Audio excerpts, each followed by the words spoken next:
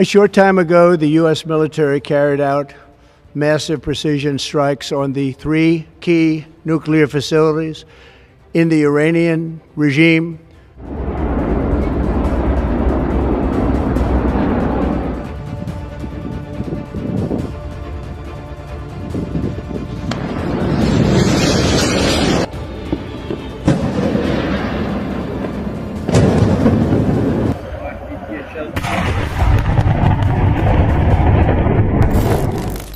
Ledakan-ledakan menggema di jantung wilayah Iran. Suaranya tak hanya memekakan telinga tapi juga mengguncang dunia. Semua mata langsung tertuju pada satu arah, Amerika Serikat.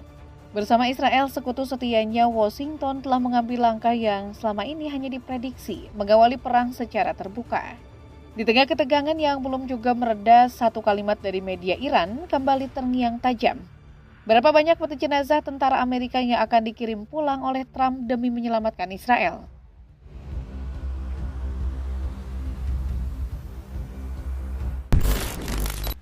Pada Sabtu 21 Juni 2025, saat langit Iran masih gelap, Amerika Serikat melancarkan serangan udara yang telah lama dipersiapkan. Di waktu yang nyaris tanpa peringatan, sejumlah pesawat siluman milik AS menembus wilayah udara Iran. Target mereka bukan sembarang tempat, tapi 3 titik vital yang menjadi tulang punggung program nuklir Iran, Fordow, Natanz, dan Arak. Fordow, kompleks pengayaan uranium yang tersembunyi di bawah gunung. Natanz, fasilitas utama yang menggerakkan program nuklir Iran. Dan Arak, tempat berdirinya reaktor air berat yang bisa digunakan untuk memproduksi plutonium. Ketiga lokasi itu bukan sekedar simbol kekuatan nuklir Iran, tapi juga kunci strategis yang selama ini menjadi perhatian utama Barat. Dengan menyerang titik-titik itu, AS jelas ingin memutus napas dari program nuklir Iran sedini mungkin. Meskipun berlangsung dalam waktu singkat, serangan ini meninggalkan jejak kerusakan yang serius. Jet-jet siluman AS menjatuhkan bom-bom presisi tinggi yang menghantam langsung pusat-pusat kritis. Dari laporan di lapangan, banyak bangunan penting yang porak-poranda. Sistem pertahanan udara Iran sempat merespon, tapi tidak cukup efektif untuk menghadang gelombang serangan itu. Di Natanz, sebagian besar struktur bangunan luluh lantak dan mesin-mesin sentrifugal utama yang digunakan untuk memperkaya uranium mengalami kerusakan berat. Di Fordow, bom penembus berhasil menjangkau area bawah tanah, wilayah yang selama ini dianggap mustahil untuk diserang dari udara. Sedangkan di Arak, kerusakan pada reaktor air berat menciptakan kebocoran yang cukup besar dan memicu kekhawatiran akan dampak lingkungan serius di sekitarnya. Tak butuh waktu lama bagi Iran untuk bereaksi. Belum genap 1 hari sejak serangan dilancarkan, pemerintah di Teheran langsung mengeluarkan pernyataan keras. Mereka menyampaikan dengan tegas bahwa mulai saat ini, seluruh personel militer Amerika Serikat dimanapun berada dianggap sebagai sasaran sah. Bukan sekedar ancaman kosong, tapi sinyal nyata bahwa Iran siap membalas dengan tangan besi tanpa kompromi, tanpa pengecualian. Di sisi lain, Pentagon mencoba meredam kegelisahan global. Mereka berdalih bahwa serangan tersebut semata-mata bertujuan untuk memperlambat perkembangan program nuklir Iran, yang menurut mereka telah mencapai fase genting. Namun dunia tahu ini bukan sekedar soal nuklir. Ketegangan yang selama ini tersembunyi di balik diplomasi dingin, kini pecah ke permukaan. Dan pertanyaannya, apakah ini akan menjadi akhir dari konflik panjang yang selama ini membara dalam senyap? Ataukah justru pintu masuk menuju perang terbuka yang lebih mengerikan? Setelah serangan terjadi, pernyataan dari Gedung Putih dan otoritas Israel langsung menjadi sorotan. Donald Trump lewat akun resminya di Truth Social menyampaikan pesan tanpa tedeng aling-aling. Kami baru saja menyelesaikan serangan yang sangat sukses terhadap 3 situs nuklir di Iran, Fordow, Natanz, dan Esfahan. Semua pesawat telah keluar dari wilayah udara Iran. Ia juga menyebut bahwa beban penuh bom dijatuhkan khususnya di Fordow, situs yang paling dijaga ketat. Dengan gaya khasnya, Trump memuji kehebatan militer Amerika, mengatakan tidak ada satupun militer di dunia yang bisa menyaingi ini. Namun yang mengejutkan, di akhir pesannya Trump menulis, sekaranglah waktunya untuk perdamaian. A short time ago, the U.S. military carried out massive precision strikes on the three key nuclear facilities in the Iranian regime, Fordow, Natanz, and Esfahan. Pernyataan tersebut alih-alih memperjelas justru memicu kebingungan. Saat media meminta klarifikasi dari Pentagon terkait detail serangan yang disebutkan Trump, mereka memilih bungkam. Juru bicara Departemen Pertahanan hanya berkata bahwa pihaknya tidak akan mengomentari pernyataan pribadi Presiden. Sebuah jawaban yang mengundang tanya, apakah ada perbedaan pendapat antara Gedung Putih dan Pentagon? Ataukah koordinasi internal memang sedang bermasalah? Sementara itu dari kubu Israel, belum ada pernyataan resmi yang menyebutkan keterlibatan mereka secara langsung dalam operasi militer ini. Namun laporan dari berbagai media internasional, termasuk CNN, mengindikasikan bahwa keputusan Amerika untuk menyerang tidak diambil sendirian.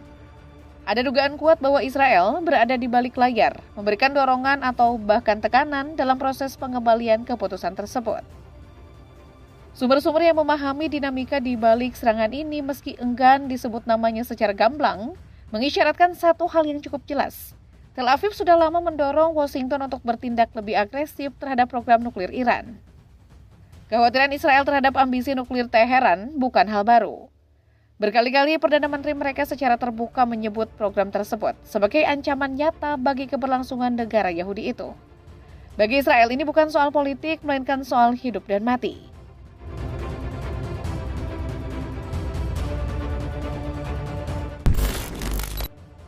Di balik serangan presisi yang mengguncang fasilitas nuklir Iran, tersembunyi dua komponen utama yang membuat semuanya mungkin. B-2 Spirit, pesawat pengebom siluman, dan bom pemecah bunker legendaris GBU-57 Massive Ordnance Penetrator atau MOP. B-2 Spirit bukan sekedar pesawat, ia adalah mahakarya teknologi militer modern. Dirancang untuk menembus wilayah musuh yang paling dijaga ketat, pesawat ini membawa keunggulan utama, kemampuan menghilang dari radar. Dengan desain aerodinamis unik, material penyerap sinyal radar, serta sistem avionik yang sangat canggih, B-2 mampu menyusup jauh ke dalam wilayah lawan tanpa meninggalkan jejak yang terdeteksi. Tak hanya itu, jangkauannya yang luar biasa memungkinkan pesawat ini terbang langsung dari Amerika Serikat menuju target manapun di dunia, tanpa harus bergantung pada pangkalan luar negeri. Dan jangan lupa, satu unit B-2 berharga lebih dari 2 miliar dolar Amerika Serikat, serta mampu membawa berbagai jenis amunisi berat termasuk GBU-57. Nah, jika B-2 adalah kendaraan yang membawa serangan itu, GBU-57 MOP adalah pengantarnya yang mematikan. Bom ini bukan bom biasa, dengan bobot lebih dari 13 ton atau sekitar 30.000 pon, ia dirancang khusus untuk satu hal, menghancurkan target bawah tanah yang diperkuat sekuat benteng baja. Ukurannya pun mengerikan, panjang 6,2 meter dengan diameter hampir 1 meter. Menjadikannya salah satu bom konvensional non-nuklir terbesar dalam sejarah persenjataan modern Amerika. Tapi bukan sekedar ukuran yang membuatnya menakutkan. Rangka luarnya terbuat dari baja padat yang mampu menembus beton bertulang hingga beberapa puluh meter ke dalam tanah. Setelah menembus lapisan perlindungan tersebut, barulah hulu ledak-peledak tinggi di dalamnya bekerja. Meledak dengan kekuatan luar biasa yang mampu meremukkan bunker atau reaktor bawah tanah paling aman sekalipun. Ketika dijatuhkan dari ketinggian, bom ini meluncur dengan kecepatan supersonik, menggunakan momentumnya yang dahsyat untuk menembus target seolah menembus lapisan bumi itu sendiri. Ia mampu menembus hingga 60 meter beton bertulang atau 8 meter batuan keras, sebelum akhirnya meledak di kedalaman. Dalam serangan ke Iran, beberapa bom dijatuhkan secara bersamaan, menciptakan efek gabungan yang jauh lebih destruktif. Ledakan di kedalaman seperti itu menghasilkan gelombang kejut yang brutal. Ditambah serpihan logam tajam yang menyebar dengan kecepatan tinggi, menghancurkan segala hal yang berada di dalam, baik itu sistem, infrastruktur vital hingga personel yang berlindung di bunker terdalam sekalipun.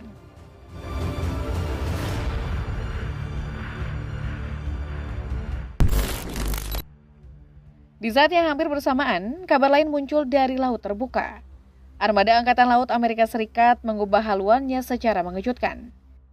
USS Nimitz, kapal induk legendaris yang sudah berlayar puluhan tahun, namun tetap menjadi tulang punggung armada, dikabarkan bergerak menuju kawasan Timur Tengah.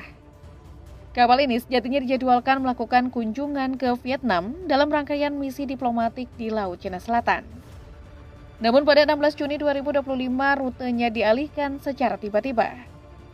Kapal raksasa ini kini tengah melaju menuju wilayah operasi CENTCOM, Komando Pusat Amerika Serikat, menunjukkan bahwa Washington tengah mempersiapkan lebih dari sekedar serangan udara.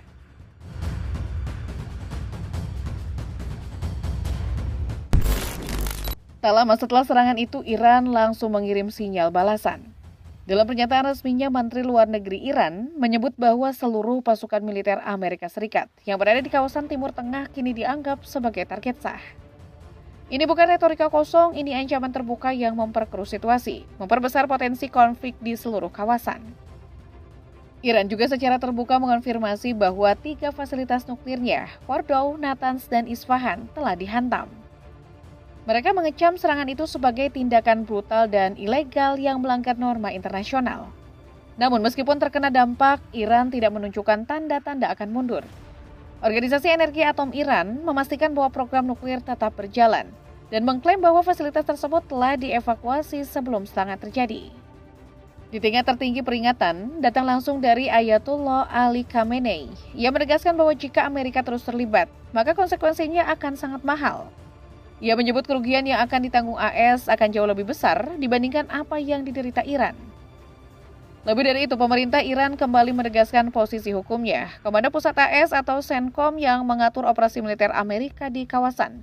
Secara resmi mereka anggap sebagai organisasi teroris.